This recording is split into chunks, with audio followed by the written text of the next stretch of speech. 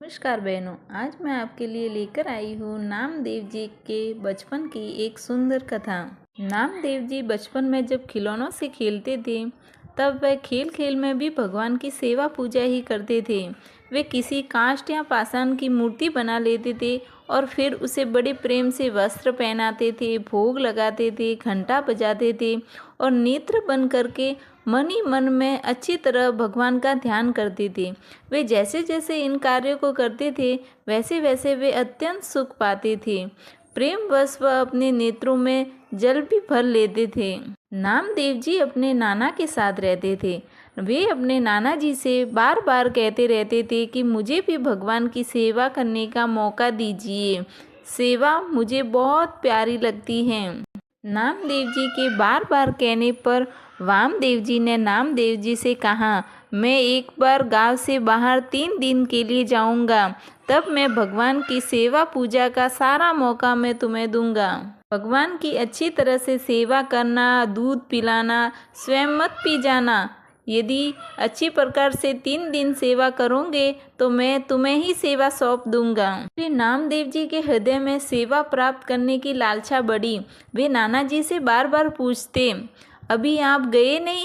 एक दिन नाना जी के बाहर जाने का समय आ गया, वे चले गए।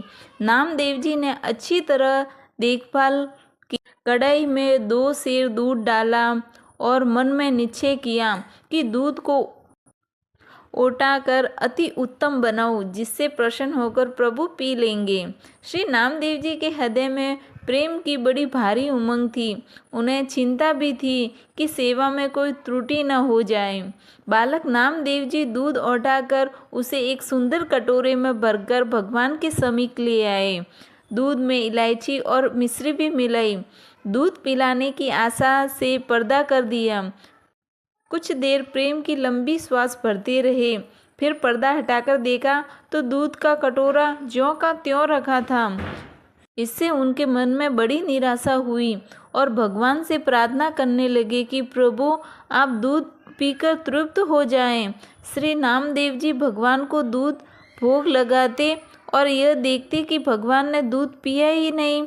इस प्रकार 2 दिन बीत गए। स्वयं भी उन्होंने अन्न जल आदि सब कुछ ग्रहण नहीं किया और इस बात को अपने मन में छिपाकर रखा। माताजी को नहीं बताया और भूखे प्यासे ही रात को सो गए, पर चिंता के कारण निंद्रा ही नहीं आई।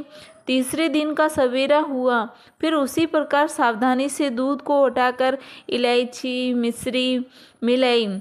आज प्रभु अवश्य दूध पी लेंगे। इस भाव से मन को मजबूत करके भगवान के सामने दूध रखा और कहा, प्रभु नाना जी दूध पिलाने को कह गए थे, आप दूध को पीजिए, तभी मैं प्रसन्न होऊंगा। इतने पर भी जब भगवान ने दूध नहीं पिया तब नामदेव जी बोले, मैं बारंबार आपसे दूध की विनती करता हूँ, परंतु आप दूध नहीं पीते। कल प्रातः नाना जी आ जाएंगे और वे हम पर रुष्ट होंगे, फिर कभी मुझे सेवा का मौका नहीं देंगे। इसलिए ऐसे जीने से तो मरना ही अच्छा है। ऐसा कहकर छुरी निकाली और भगवान को दिखाकर अपना गला काटने के लिए गले पर छुरी चलाना ही चाहते थे कि भगवान ने हाथ पकड़ लिया और कहा, अरे ऐसा मत करो, मैं अभी दूध पीता हूँ। यह कहकर भगवान दूध पीने लगे।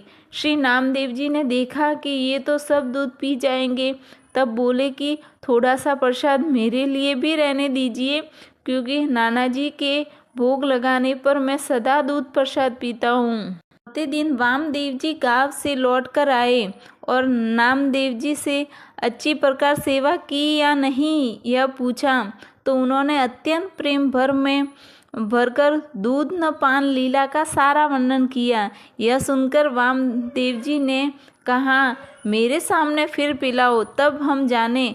तब श्री नामदेव जी ने उसी प्रकार दूध तैयार करके भगवान के सामने रखा, पर भगवान ने नहीं पिया। तब अड़ गए। उसी प्रकार छुरी निकालकर गला काटने को तैयार हो गए कि कल पीकर आज नाना जी के सामने मुझे झूठा बनाना चाहते हो, आपको दूध पीना ही पड़ेगा।